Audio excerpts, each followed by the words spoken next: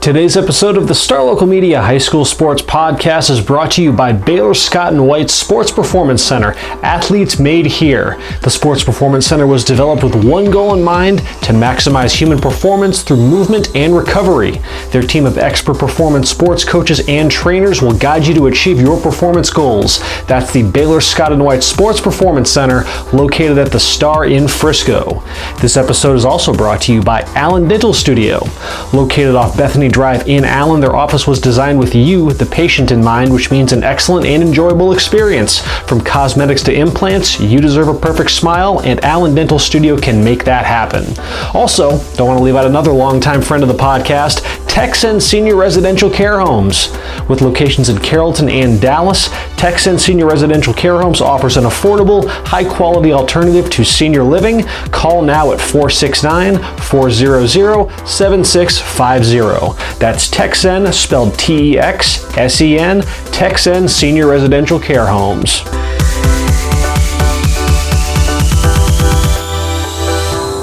Welcome to another episode of the Star Local Media High School Sports Podcast. My name is Matt Welch, being joined by Brian Murphy and Taylor Raglin. For those of you who are watching the YouTube version of this, as you can see, I am laptopless for this episode of the podcast. But nevertheless, we shall soldier on, gentlemen, because we are right up against the midpoint of high school football season.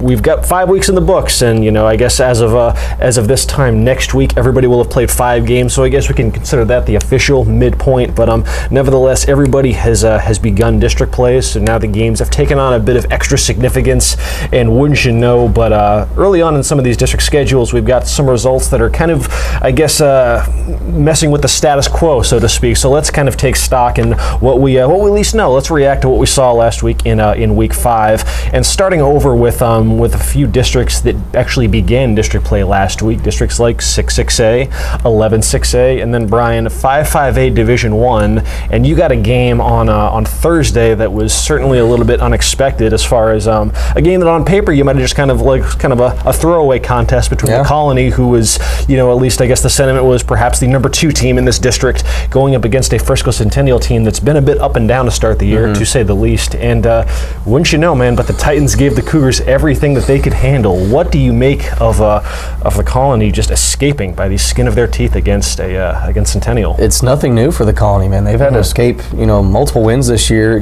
They blew out Reedy, but the week before they had to escape, or 2 weeks before they had to escape against Byron Nelson in a weird 55-51 win. Week 1, that it was a weird 24-2 game, a game that they should have won by 40 points also, with all the talent they have. Centennial, they just had a really good game plan, man. And Rudy Rangel, he was so flustered after the game, man. We talked for so long. It was just one of those deals where, all right, go. I put the recorder, in front of him, and he was just going on and on, because he knew, he admitted it so many times, that he got outcoached by Matt Webb. And their goal was, Miles Price and Keith Miller, y'all aren't going to do anything. We're going to literally put 3-4 guys shadowing you. Really? And we're going to make other guys beat us. And Christian Gonzalez, he actually did have a big game. He had a 75-yard touchdown, and then he had a 75-yard kick return, and then he had like a 50-something yard touchdown catch in the first half. So, he's going to Purdue. He's a special talent, but, they were like, hey, Keith Miller, you're not going to do anything. Miles Price, you're not going to do anything until the fourth quarter, when he finally took over, because he's Miles Price. Freaking Miles Price. The Colony had 4 touchdowns, 3 or 4 touchdowns, either way it's a lot, called back due to penalties, holdings. And so you get moments like that are a bit more kind of make that game look like a bit of an aberration. Exactly. And there was really tough to do. Mikey Harrington threw an interception in the end zone on their first drive. It was one of those deals where, if you see the final score, you're like 42-35, is maybe Centennial is better than we thought, maybe the Colony maybe isn't as good, but watching the game, you're like, okay, the Colony very well easily could have won this game by 4 scores. They had too many mistakes. Yeah, there's a lot of unconventional things that are happening that are making this one appear a bit closer than it actually should be. But this raised some concern, and I even tweeted this. I was like, man, is the Colony even the second best team in the district? Because there's another school over in Frisco that's balling out right now. But granted, their strength of schedule has been pretty weak. I mean, they started off with Liberty, and I'm alluding to Independence. Yes. I don't know if you wanted to touch on them a bit. But man. This is 5A D1 talk, so go whichever direction you want. So they did what they were supposed to do, and they destroyed Liberty. Beat them by 50 plus, and that's what they've been doing to every team they faced so far. Against the likes of Denton, and they played Frisco Memorial and Richardson Pierce, and they won't really be tested. Most likely this week they play Heritage. We'll see there, but man, Braylon Braxton, he continues his tear. 20 touchdowns now, over 1,300 yards through the air. Keon Wafer, man, he has been lights out. He's got 10 touchdowns already, 552 receiving yards. He has just been awesome. Every time you look in the box score, he's got at least 2 touchdowns and 100 plus. Man, that duo is tough to stop. There's other good duos in the district, Miles Price and obviously Lone Star. Lone Star continues to roll. I knew they were going to beat Little Elm, but they were up 42-0. I think at one point it was either 35 or 42-0. Just so good. Lone Star, so good. I cannot wait until Lone Star plays the Colony and then Lone Star plays Independence, which will be next week. But right now the question is in 5A, not only is who's that 4th playoff spot, because I'm not freaking out about the Colony too bad. They're definitely a playoff team with the guys they have, but I don't think they're the second best team right now. I think it's Independence. Okay. And then who's going to be that 4th team? Because Wakeland, they took care of business against Heritage. That game was actually 14-14 for a while. It was a little close for comfort, but they kind of pulled away in Heritage. But this game this week between Little Elm and Centennial is going to be huge. Yeah, so when do the Colony and Independence play? I'm just curious, just for a context standpoint, when we'll, I guess, have a better idea of what Independence is, because it is fair to note that they have not really been pushed that much yet. And if they had played, say what you will about how kind of up and down the Colony's performances have been, albeit most of them coming in victory, but with, at least, programs like Reedy and Byron Nelson, if those teams were on Independence's schedule, then we might have we might look at things a little bit differently, because I think they've definitely played a tougher schedule to this point, so that might be coloring the perception a little bit there. When do they play, though? November 1st. Okay, so second to last week of the season, But we will see Independence against Lone Star beforehand. Now, I don't know how much to draw from that, because Lone Star does appear to be just a whole different level than anybody else in the area.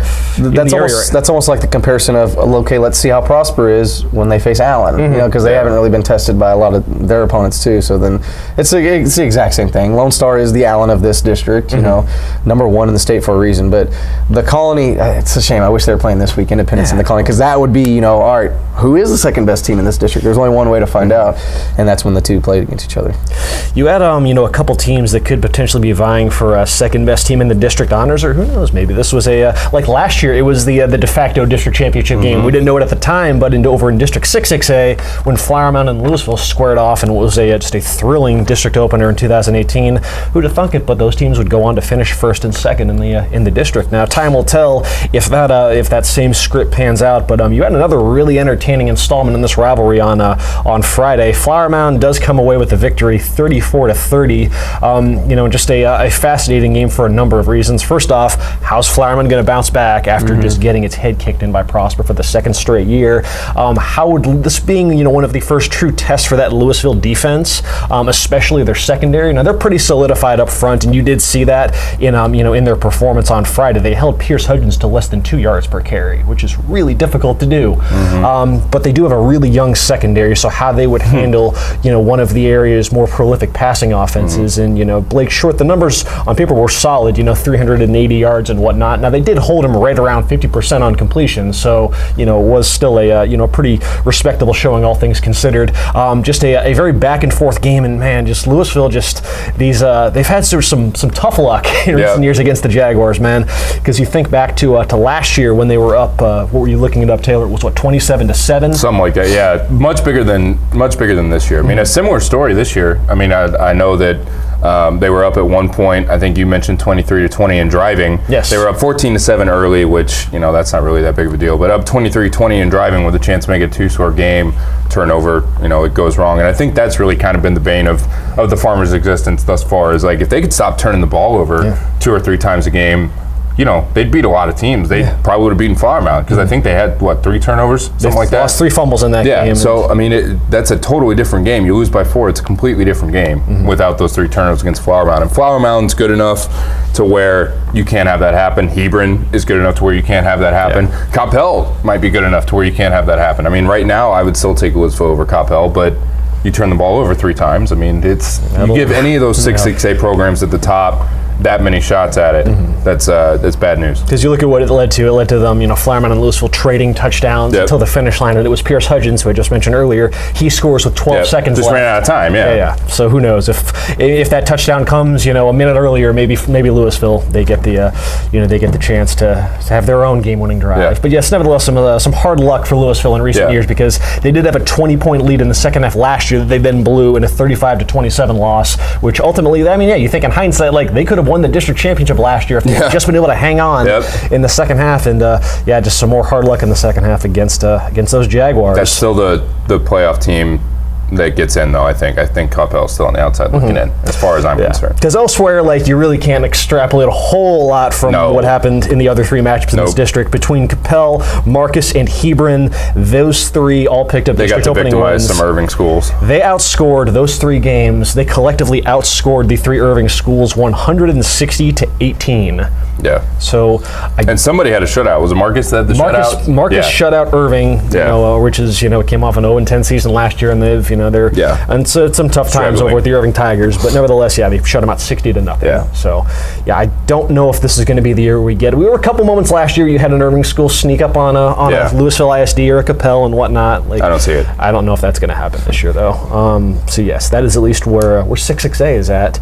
And then I was over getting to cover one of the district openers for 11-6A. I was helping out Devin Hassan with our Mesquite coverage on Friday, getting to watch the latest installment of the Horn and Mesquite rivalry. Dang it, man. I took Mesquite, but I had this gut feeling that everyone took Mesquite. I know, except for Bryan. Except for Bryan, but that Horn wasn't going to let that happen 2 years in a row, and sure enough, they didn't. Because it was kind of the same script as heading into last year, where Horn played this supersized non-district schedule, and they were able to take care of John Tyler. Although John Tyler, as we found out, is going through some Tyler's down rough patches of its own right. But nevertheless, so they took some lumps, against the Cedar Hills and the Arlingtons and whatnot. But plenty battle tested at the very least against a Mesquite team that was getting its first real taste of a I guess a playoff caliber opponent, so to speak. And you got to see it was a game that was really back and forth and defined by, it was very similar to what I'd imagined last year's game looked like. It was 20-17, won by the Scooters, a real defensive slog for the first half, and then late in the second quarter, Horn found a little bit of something with its run game. A guy like Ben Wyatt, who we'll get to later on in the podcast, he went nuts. He had 225 yards rushing, 3 touchdowns. That's got to be a career night for him. Yeah, I would imagine. And then their defensive line did such a great job of just making Dylan Hart, Hiller McGill, their quarterback, committed to Minnesota, one of the better quarterbacks in that district, period, making him in that offense so uncomfortable, completed only 25% of his passes. Make no mistake, Mesquite is good. This I don't think this game says anything about Mesquite being bad all of a sudden. I think that Horn is just, like you said, battle tested. Maybe, I don't even want to say better than we thought, because I think we've kind of gotten used to the script now of them playing. Last year was such an aberration for that program. I'm not reading a whole lot into that. Horn has traditionally been, the most consistent thing at the 6A level, at least for Mesquite ISD. It was one of those weird pick'em games last week, because it's I think we were all, except for Bryan, I'll give you your credit. We're pretty correct in taking Mesquite, and I felt good about it. I think I would do it again, but I'm not shocked at all with how it ended up. That's a great program, and I think Horn's rolling a little bit. Jaguars end this game running away with a 35-14 victory. Mesquite had its chances. They had several. I want to say, what did I say in my Rapid Reaction podcast? Something like 5 of their first 7 drives, they wound up in Horn territory at some point, but they only came away with, they had 7 points at half. They just had nothing to show for it. And it was just a testament to that Horn defense, man. They got some athletes on that defense, so definitely something to monitor, especially heading into what should be a sneaky, compelling game now on Friday, as they make a visit to Rockwall. A Rockwall Rockwall team that was, what was maybe the game of the week last week in at least within the Metroplex, Rockwall and Longview. Now that game, had a very unfortunate tenor early on after, Rockwall's, alpha and omega of their offense, their stud receiver, Jackson Smith-Njigba, he injured his shoulder in the first quarter, and he only came ended the game. What would you say, Brian, with one catch? When I came back it was on the first play. Friday. Yeah, oh, really? He got hurt on the first play, I think, and tried to power through for a little bit, but and they were like, "Dude, you got to come on." He wasn't. Because when I came back that night, I was looking at the box score, because obviously we were all like 49-3. Oh my God! And then I was like, Jackson only had one catch for 4 yards. What is going on here? Yeah. So something didn't add up. This is for a player that averages almost 200 yards receiving and 3 touchdowns. It might be the best receiver in the area. That's saying a lot. You don't really know. So what that means, though, is that, with that shoulder injury, you see on social media reports that he's expected to miss at least one game, potentially even more. So now in the moment, obviously, that's still an incredible victory and performance by Longview. Yeah. You wonder how much, though, losing Jackson, does the trickle-down effect that it has, especially kind of spur of the moment, because it's not like you go into a game. You have to reevaluate so much with how Rockwall runs its offense when you don't have the ultimate security blanket in the state to throw to. So you wonder now, with maybe a full week to go through the motions of preparing to play without Jackson Smith-Njigba, how different they're going to look on Friday against Horn versus kind of coming spur of the moment and having to we're now going up against a reigning state champion without our best player.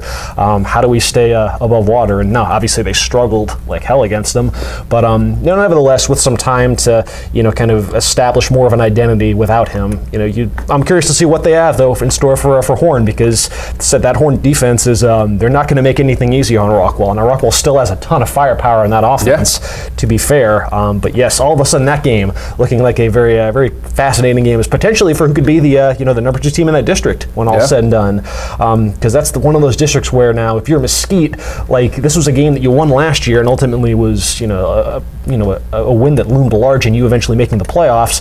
There just aren't any layups in this district, man. They get Rockwall Heath, a much improved Rockwall Heath team. Tyler Lee's been really solid. There isn't there's no layup in this district at all. So district wins any way you can get them are a very, very coveted currency in that district. So I'm interested to see how the Skeeters go about bouncing back.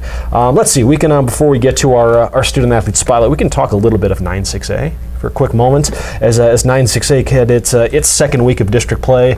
Taylor, it almost happened, man. I thought it was going to happen. I thought Plano West was going to finally pull it off. Plano looked, man, I don't want to say uninspired or unprepared. I don't think that's the case, man. I do think that J.R. McCullough gets his team prepared to play, and after the game, it's convenient after the game for him to say, I came in the locker room and said, I warned you guys, they were prepared for a much improved Plano West team, but they didn't look it. It's one thing to say it, it's another thing to actually see it up front. This team is certainly. I think that people are still underestimating Plano West and just how competitive that team can be. That offense was legit. The defense did enough, I thought, to win the football game. They got torched for 2 touchdowns from Oliver Towns to Jaden Chambers. At the end of the game that put them away.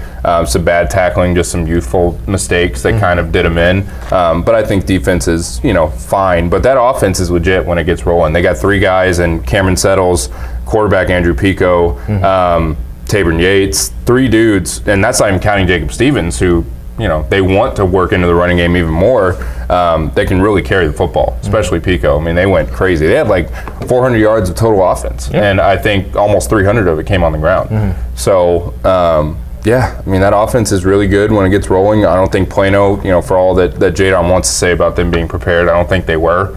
It was. I had the story working in my head if they pulled it off, because I thought it was going to be the end of the streak.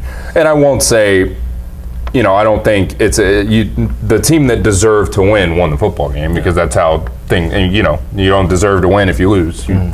Plano won the football game. They did enough, especially in the fourth quarter, to come back and win that football game. But West is close.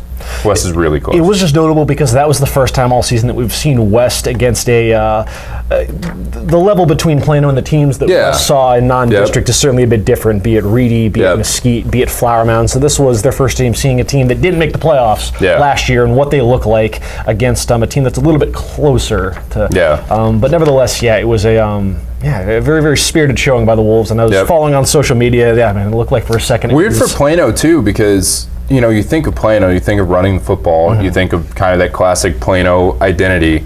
Less than 100 yards rushing, and did all of they needed 3 touchdowns from Towns and Chambers through the air to win that football game. That's a different look. It's a notable wrinkle just because forever it has been run with Plano, and they've always been one of the area's most dynamic rushing offenses, be it with Kyron Cumbie and Brandon Stevens and whatnot. But now with this season, they do have the added element of some real talent on the outside with Jaden Chambers, Nolan Williams. Like, they've got guys that can, not only, beat you deep, but also just lots of yards after the catch. It's a downfield passing game that has certainly shown signs of being a bit more dynamic than what that program has, has had in years past. And that was just an absolute must-win for them. If they had lost that game, then it would have been church. And it opens up all sorts of possibilities for. Do I want to sit here and say West is going to beat somebody in the last 5 weeks? No, but you look at teams like Plano East and not McKinney. McKinney, that game was close last year, but probably not this year. But McKinney Boyd, like you said, those.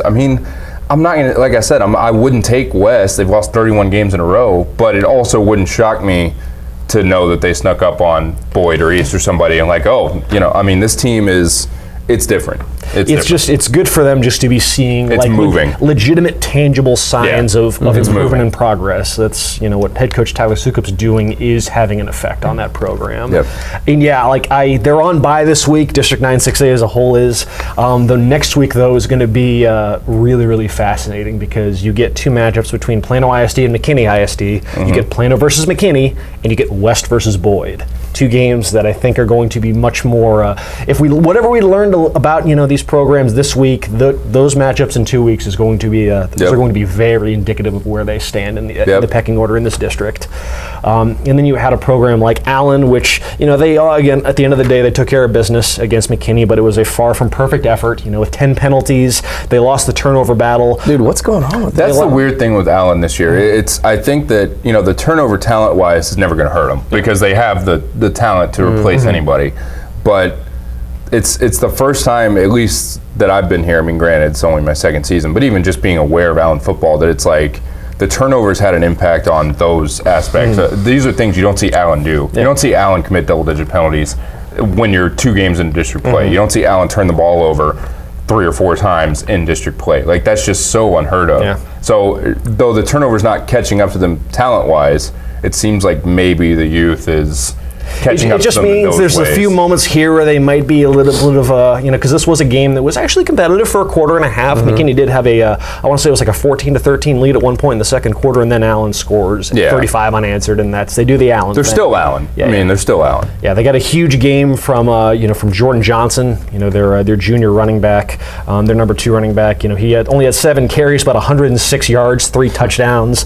There was no stopping him for McKinney. I said McKinney had some moments as well, though. They had 200-yard receivers, which, as I've said earlier on the podcast, that in addition to the turnovers has been a bit of a bugaboo for Allen, is allowing big plays through the air. So again, a far from perfect effort, but that's, if you're head coach Terry Gamble, those are the kinds of performances that truthfully, you kind of like those ones you win convincingly enough, but you still have a ton, to go back to the drawing board on, because Allen is far from its final form, and who knows, when or if they will achieve that, but nevertheless, Allen's still undefeated, still ranked, top 3 in the state. They got to clean that stuff up, though, because it's not going to get you beat in 9-6A, but it'll get you beat. It'll get you beat as early as early. If they get a team like, I don't want to say, Rockwall's down. If they see Rockwall in the second round, again, he's going to be healthy by then. But Jackson Smith and Jigba, you factor in what receivers have done against Allen this season and what he is capable of. And if you give that offense another 3 shots by turning the ball over 3 times, then. Yeah, that's. Trust me, it's if that game pans out in the second round like last year, it is going to be a very, very fascinating contest. It was last year, or Allen could just have it cleaned up by then and be fine. Who knows? We'll see. Or Rockwall just upsets Allen second round, and there you go. Hey, there are already some media outlets that have gone on record saying that that's happening, so should be interesting to see. But yes, then you had that. Then you had Prosper's defense continuing to just. But are they elite though? Is that the question? No, they're really good, but they're just not elite, according to some folks. But I mean, I don't disagree. I mean, they haven't really been super tested yet. I mean, look who they had non-district, and they're really, really good. I'm not going to knock Prosper. I mean, they got knocked on Twitter quite a bit, but we'll see what they're made of against Allen. But it's such a shame. It's just like the whole what we talked about earlier with 5-5A. It's you're not getting tested against Boyd. You're not getting tested against Plano ISD if you're Prosper. Mm-hmm. So we'll see.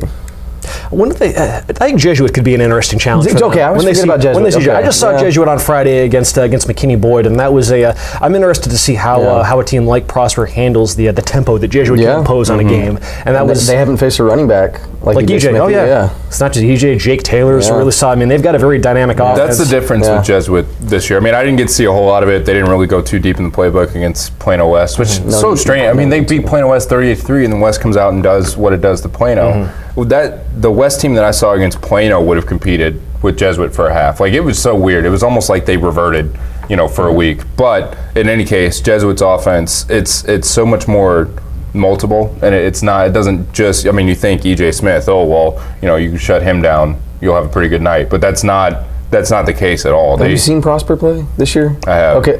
Okay. I was going to ask. So, cause you're the only one that's seen Jesuit. I saw Jesuit. You did against Boyd. Yeah. Okay. So what do you think? Jesuit and Prosper, how that? Because they'll play the week after the bye next week on the 11th. I think Prosper. I think. Yeah. I think Prosper's the second best team in the district, but I think it'll be very. I know, but what do y'all think is going to happen though? Because we've all been predicting these blowouts for Prosper.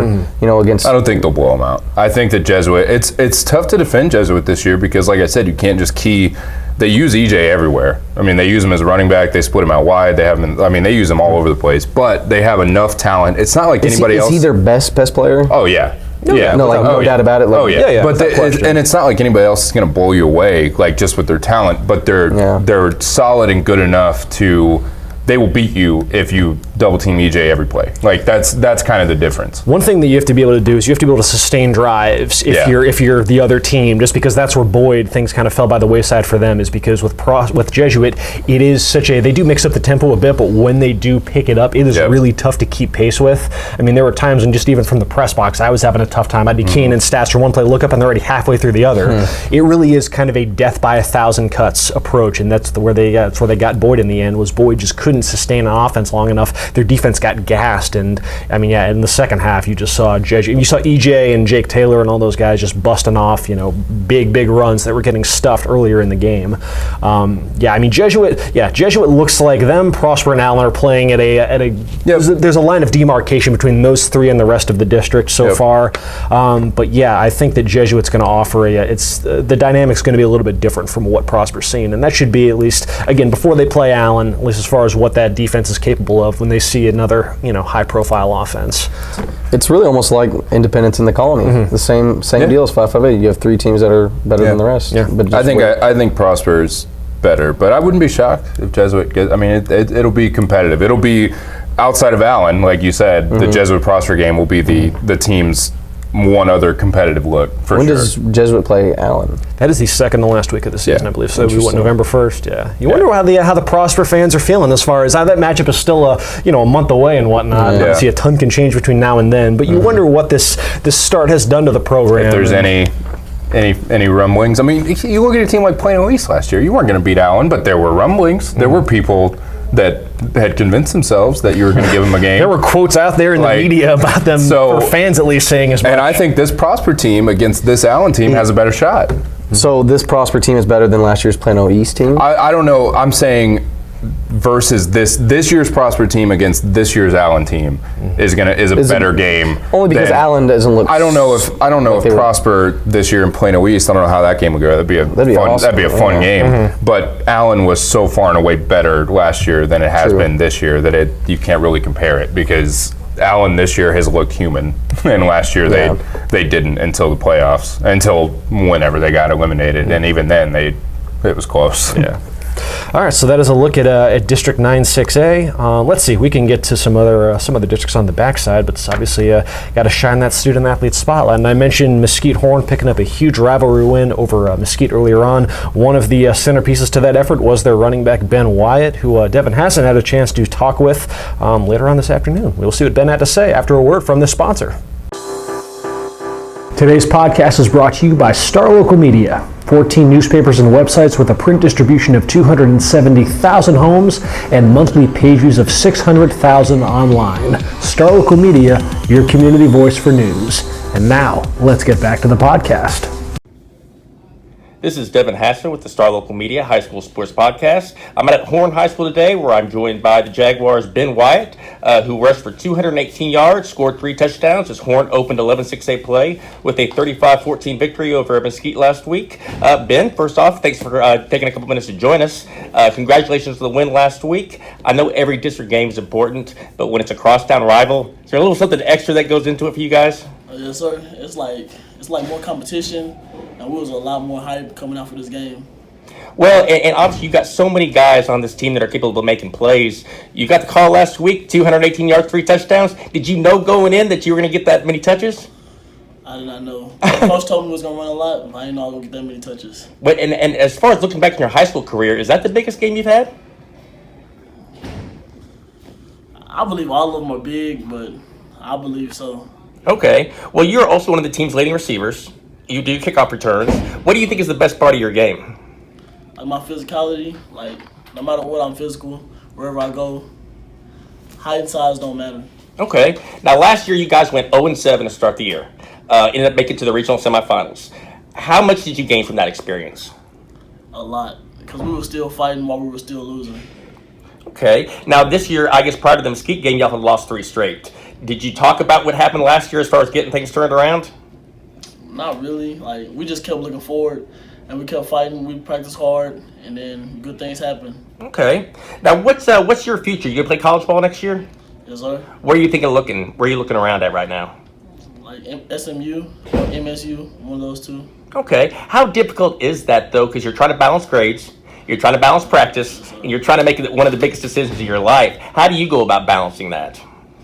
I do my schoolwork after practice or early in the morning, and then practice hard. And where, like I said, you carry the ball to the backfield, you catch the ball, you return. Have they talked to you, the colleges talked to you about where they think you might play in college? Not yet. You're ready to call whenever they ask of you, huh? Yes, sir. Okay, well, prior to that, you still have business to take care of this season, your senior year. What do you kind of expect? What can this team accomplish the rest of the way? I believe we've got a lot more games to win. First and foremost, district play, district champs. Is that the first immediate goal? Yes, sir. And I think we got a lot more. A lot more. Okay, fantastic. Well, hey, Ben, appreciate you taking a couple of minutes to talk with us here. Best of luck the rest of the way. This is Devin Hassen with the Star Local Media High School Sports Podcast, signing off from Horn High School. Big thanks to Ben Wyatt for taking the time to chat with Devin for our student athlete spotlight. We got a couple more districts to recap, so let's start. Let's talk some 10-6A, a district that is really difficult to try to make heads and tails of right now because there's a whole lot of parity through the first 2 weeks of this district, and a team that is let's just say they're living dangerously. Yeah. 2 1-point wins for Rowlett. Yep. But nevertheless, yes, the Rowlett Eagles, who began the season on they got their clock cleaned a bit during non-district, but they've since woken up and they're at least learning how to win when it matters most because they've needed every last bit of clutch result that they can muster after beating North Garland on Thursday, 27-26. Taylor, you saw this game. What happened? I will say that this 1-point win looks a lot better than the 7-6 1-point win over Naaman. It's impossible to make a 7-6 win look good. That was just bad throughout. But this one kind of similar in that they needed a final minutes touchdown. I think last week it was like 150 something against Naaman. This week it was literally with like 2 minutes left. They scored to go up and eventually get the win. I don't know, man. I don't know what to make of this district just like in general because I just don't think – I thought Sachse was going to be improving kind of week to week. I haven't been very impressed with Sachse. I mean, they beat the crap out of Naaman, but they didn't beat the crap out of them, really. That game was... Well, they pulled away late, but they did what the final score is what it should have been. It wasn't 7-6 is what I'm saying. But and they looked okay. They looked good against East, which granted East is down, but I guess they're still the best team in that district. But they lost to Wiley. Yeah, I think Wiley has a case. I guess Wiley. I don't know. This district. It's a district weird. where so we're just so accustomed to that district being ruled by Sachse for so many years that now that they've come a bit back down to the pack and there really isn't a a true, and not only have they won the district, but they've done so without a whole lot of resistance. Yeah. Just a year where it feels like we're just setting up for there not being a clear-cut top tier home run to win that district, and it's just a lot of parity. Yeah, I guess you don't know what kind of parity, but it is good if you're a Rowlett fan, just because your offense. After the 7-6 performance, 27-26 over North Garland isn't exactly anything to write home about either. But North Garland was coming in. We all took North Garland. Had some good wins, looked pretty good. And Rowlett and Alex Rowlett in particular, the quarterback, had a really good day. 148 yards, 2 touchdowns, 2 picks, but they were kind of weird. They were kind of like those late in the half. We're just throwing it up, trying to make. They weren't awful. He had 100 yards rushing. Antonio Hull caught 2 touchdowns, including the one that gave him the eventual win with like 2 minutes left. He had like 95 yards. So the offense is capable, especially in 10-6A. The defense, the defensive front in particular, they give up 26 points, but I think at least one of those was in the first half. I think they had a special teams touchdown, and it was one of those weird games where the defense I think played a lot better than the 26-point final. The defensive front for Rowlett looked good. They were getting after the quarterback pretty much all night long, which that's where it all starts in high school. If you can have pressure on the quarterback and kind of disrupt things, then you're going to have success against a lot of programs. So. I don't know. It's like we talked. I don't know what to make of that district. Sachse and Wiley. Wiley, I guess, the best team since they beat Sachse. I don't know if that holds true. I'd still probably take in the postseason. Ultimately, didn't they only beat them what was the score, like 22-21? Yeah, or something? it was another weird game. We're probably going to get a lot of games that are kind of like what we've seen these first 2 weeks, where there just isn't much separation between a lot of these teams. Yeah, and Sachse maybe is the one program that we've come to kind of trust as far as like turning it on in the postseason, maybe having some success. But I would predict that this 10-6A district, I don't see maybe anybody making it out of the first round of the postseason. No. There's just not a team in this district that impresses me to any level. Rowlett, obviously has won the games it needed to win so far. Sachse and Wiley look fine, but it's just not there really. Now that Sachse got Wiley out of the way, realistically, is there a team that can beat Sachse? I'm curious to see. I don't know if they can beat them, but I'm curious to see what Garland can do on Thursday. Just because that was Garland, not the name I was expecting. No. Wow. Garland has, believe it or not, Garland has the one of the better quarterbacks in the area right now. Sergio Perez. He is number 10 in the area among 6A programs in passing yardage. With a C, right? With a C. Yeah. And he is tied for second in TD passes with 17. Yeah. So they've got some an uptick at the quarterback position. Nothing in this district would shock me. Yeah. So I'm not calling Garland to win that game by any stretch. It's on the picket line and whatnot. So we'll see where where we land on that. When the game rolls around. But I think it's going to be an interesting test for Sachse, just given what they've shown to this point. If you're a 10-6A fan, though, just hang your hat on your team making the postseason if they do, and probably be happy. Just be along for the ride in the first round and have a good offseason. 7-5A Division II. This was a subject of our game of the week last week, and boy, did it live up to the hype. It did not disappoint, man. That game, I felt like I watched 2 different games. Yeah. It was so bizarre. I don't even know where to begin. We saw the district MVP in this game. Either it's going to be Will Harbor or it's going to be Chase Lowry. Chase Lowry is a monster. He might have won this game single-handedly for them. Really? He had a 59-yard touchdown on the very first play of the game. Okay, it kind of set the tone like, hey. Oh no, it was the third play of the game, first drive of the game. Sorry, but it was like, hey, Frisco, we really are for real in this passing attack. We're not just this wing T. The passing, stats aren't a fluke. Chase Lowry is the real deal. He had this one play that didn't stand out in my game story or anything. I didn't mention it at all or anything. But on a punt, he let the ball roll, let it roll, and then he thought he was just gonna let it die. And then at the very, very last second, with Reedy players all around him, he picks it up and then just dances his way around the field and gets it all the way to, I think, the 14-yard line. Sets up a Frisco score. The dude is, he if it's not Will Harbor, who literally did everything in this game. Yeah, kicked the field goal that almost won the game, right? Yeah, he took the go-ahead. He kicked the go-ahead field goal to put them up 31-28 after they had fallen behind 28-7. They scored 24 unanswered points. Reedy did. Will Harbor, he kicked the field goal in this game. He forced a fumble in this game. Yeah. He was there. Okay, so they fell behind 15-0 because they 22-0, right? It was 22-0 because it was Chase Lowry made it 7-0 right off the bat. They had a kick return kick return touchdown. All I know is it was 15-0. 15-0. They went for 2, and then they threw a pick. Yeah. Pick 6. Jalen Kittner threw a pick 6, and it was 22-0. And then Reedy's like, we need Will Harbor to go in there quarterback now. And so he was already running the Wildcat in the first quarter, deep in their own territory. So now he's being used there. Obviously, best middle linebacker in this district. And then he's in the kicking game. Dude, they just asked so much of Will Harbor. Yeah. He dropped an interception in this game. It would have been a tough play, but he could have had a pick in this one. And he also fumbled at the goal line right at the end of the second half. Or the first half, right, going into halftime. And, it's tough. You can't say... It's tough to fault a guy like that that's already doing so much. Because without him, they're not even in this game. He's faulting himself, though, because guys like that are, that's all they can focus on. It's like, he makes 10 amazing plays that no one else can make, and then he's, you just think about the fumble at the goal line. And even Coach Cole said, when I talked to him after the game, he's like, our stud, we put the ball in our stud hands. We live and die by Will Harbor. There's no regrets, because they're going to ride Will Harbor as far as they can take him. And he is a district MVP, even if they don't win this. Win the district, but Chase Lowry, he's making a case. He is legit. The Chase Lowry emergence has been fast for me specifically because I cover Prestonwood Christian over in Plano, and that's where he transferred from.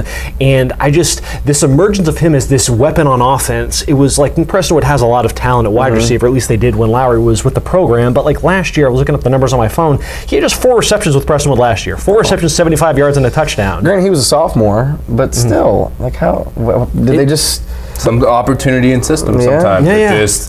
It does weird things. He was used a lot. He was used also on defense, though. He did play both sides of the ball, so that's kind of where I knew him from, was his significance as a defensive back. But yes, him is now being like this blue chip receiver for Frisco has been such an impressive development. Receiver, the word receiver I've too. Heard at the next level he'd be used more as a defensive back. Yeah. That's what I've heard. Yeah, which makes sense. Yeah, but either way, that dude is a future D1 college football player somewhere. He's awesome. It's so impressive, just the surge that he's had with that program. He's literally made them so dynamic. Obviously from the wing tee to now this. We might throw for 200 yards this game and run for 200 yards. Why try and stop it? And if you're Reedy, that still has to be a very encouraging showing. I was going to say, did they show you enough to be the second best team? Oh yeah, because they got kicked in the mouth. Yeah. They're in 22-0, and they still stuck with their game plan. Going in, Coach Cole was like, hey. He told me we're going to try and keep the ball as long as possible. They had almost a 9-minute drive. The drive, right before the half, where Harbor fumbled at the goal line, and then they got the ball to start the second half, which is what they wanted. And then they had the ball for 7 minutes and 15 seconds, and they scored on that drive. So think about all that time where they're not having to chase around. Carr Green, Blake May, Bryson Clemens, Chase Lowry, all those studs they have on offense. They kept them off the field, at least offensively, and it worked, man. Their comeback was so awesome. They were forcing turnovers, they had interceptions, they forced fumbles, and then Frisco was like, well, they hadn't scored since the very beginning of the second quarter. That's when they went up 28-7, and then Frisco didn't score again until the final minute of the game. And they set it up on a deep throw to Chase Lowry, who was on that play. There was pass interference. He still comes down with the play, with the catch. It was just a phenomenal game. Because. Yeah, I almost feel bad in hindsight because we were just so down on Reedy because they're being compared to a ghost of last year's team and whatnot. It's not fair to them. And it's not fair to them. But we were everyone was so unanimous and not only picking Frisco, but kind of picking them to what's this? Is this even a question that they're going to win this game? I thought it would be a good game. I think. I don't know if I thought it would be that good. But I thought it'd be a good game. After Jalen Kittner threw the pick 6, and it was midway through the first quarter, and it was 22-0 Frisco. I was like, oh crap, this might get ugly. Bad. Yeah. So yeah, it was, Frisco gets its signature win to validate the strides that it's made, and it's solidifying itself as a district championship contender. But you get a performance from Reedy that at least reiterates that they're still going to be, they're still at the very least, it feels like now the second best team in that district, and that's not insane to think given how up and down they had been, leading up to that. They could still lose to either Braswell or Lovejoy, though. I mean, who knows? It wouldn't surprise me for sure. That's a good transition, Taylor. Let's talk about those two teams because above, pick a game in the area last week, and it was probably not as crazy as what happened between Braswell and Lovejoy. 3 overtimes until it was finally settled. What was the final? 59-51 or something like that. Yep. Let's see. 59-51. 59-51. Nobody wanted to play defense in that one. Because it's easy sometimes with 3 overtimes to be like, oh, well, that's why it was so high scoring. But it was 37-37 going into overtime. So it's not like it wasn't already. A very dramatic build, 37-37 too. Talk about that. Yeah, Lovejoy was down 24-7 at one point. And then they were down in the fourth quarter, or going into, with 27 seconds left, they scored to make it 30-20 going into the fourth quarter. And then rattled off 3 touchdowns in a row to make it, a field goal and 2 touchdowns. That's what it was. So it was 30-23, and then 30-30, and then 37-30. And if you're Lovejoy, that was with like 4.5 minutes left. You got to be like, we did it. We did it. We were down 20, whatever it was, and it's 37-30 with 4 minutes left. Like, all we got to do is get a stop. We did it. We came back. This is awesome. Look at us.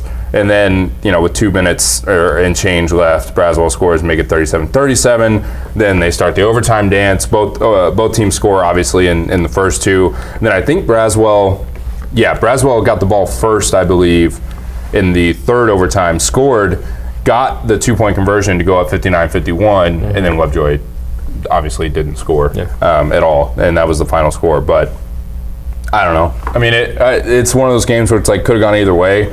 I don't think it's an indictment of Lovejoy. I don't think it's elevating Braswell. I think that it's just 2 pretty evenly matched teams in this district that are going to be fighting for a postseason spot. Because at this point, you got to think it's Frisco, Reedy, Braswell. Question mark. Like Braswell has a leg up. The back and forth between Braswell, Lovejoy, and Denison. Yeah, that's what I like. It's just going to be questionable, and I think this was big for Lovejoy. You talk about good losses. I mean, it's tough to come all the way back and then lose in overtime the way that they did. But at the same time, I mean, that's 51 points from an offense that it's its first year together. I mean, they did come back, all the way to take the lead and have a legitimate chance to win that game. And then obviously the same thing in overtime. They answered the bell in the first overtime to score, got out to a lead in the second overtime and didn't get a stop. But it's just more of that, underneath Frisco and Reedy. But, like I said, Reedy could lose to either one of these teams if they have that kind of night where they're just scoring at will. Ralph Rucker's legit for Lovejoy and that offense. I mean, Lovejoy, that's the one thing I feel like they always have is a guy that can throw the football and several guys that can catch it. I mean, that's kind of how they operate. Let's not rule out any of these teams sneaking up on Frisco or anything like that. No, it could I was just about to say. Absolutely. I mean, I still expect them to be 10-0 going into the playoffs, which would be an amazing story. Yeah. They were 0-10 2 years ago. Yeah. But, I mean, I think the teams that, would have or will give them the best chance of losing a game, they've already played them. Yeah. They already played Braswell. They held on to beat them, and then they held on to beat Reedy. So they'll have to see. I mean, like I said, I could see Lovejoy sneaking up on them. I don't think so. That would shock me. I don't think so. Same thing with Denison. I could see it. I don't think so. I think I'm with you. I think at this point, having beaten Reedy especially, they probably run the table. But this district's fun in a good way. I think that unlike, not to keep ragging on 10-6A, but unlike that, district, it doesn't feel like it's a bunch of bad teams that are close. It feels like it's a bunch of pretty solid teams that it's fun to see every night, and everybody can kind of beat anybody, but not in a way that like, oh, this is just a garbage fire and somebody has to win. It feels like teams that are competitive and have a legitimate shot to make a little noise in the playoffs and stuff like that. But yeah, I don't know. I mean, I think Frisco and Reedy have established enough to be postseason teams, certainly. Frisco's obviously on track to be the district champion, especially with that win over Reedy. But underneath that, I don't know. It's going to depend on what Jadarian Price can do, if he's going to be 100% the rest of the way. If Lovejoy or Braswell can play defense against some of these other teams, I don't know. We'll see. And that'll do it for this episode of the Star Local Media High School Sports Podcast. Taylor, Brian, appreciate y'all for tagging along. We'll be back on Thursday to break down our reader-voted Game of the Week. You can go to the website, starlocalmedia.com, to vote on this week's poll. We'll break down that game as well as some of the other marquee matchups that are on the docket this week. Folks, enjoy the rest of your week. We'll talk to y'all later.